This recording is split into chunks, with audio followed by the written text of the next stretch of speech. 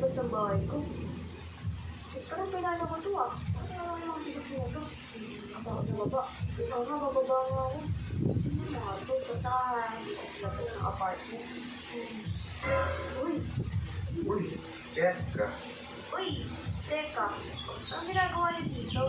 Eh, si Orchie, ayaw mo pumigil. Gusto ko tututuin. Sakay ka sa kotse ko. Sa kotse mo. Hatid na kita dyan sa school. Orch, di ba?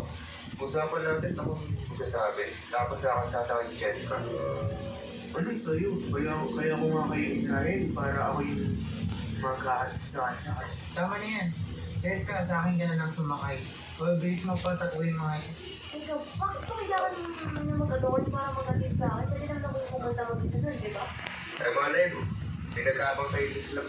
Di ba tamang gagawin sa'yo? So, kami dito, nag-aabang. Para, malay mo, ihatid ka na namin sa school, tsaka para safe na safe ka. Sige na nga, pero paano niyo ba ako papagsabay niyo? Tatlo-tatlo yung coach niyo, nag-iinyo ko dito. Pwede naman. Ako sa kotse ko. Komportable dito, huwag ka dyan. Huwag maduduyin. Hindi ako, Jessica. Gusto mo maarawan ka? Ito mo, air condition yung ano ko, isasakyan ko. Tapos, komportable ka dito. Hindi ka maarawan. Ay, oo nga no. Wala pa naman akong sunscreen ngayon. Dito ka na lang check ang system ko.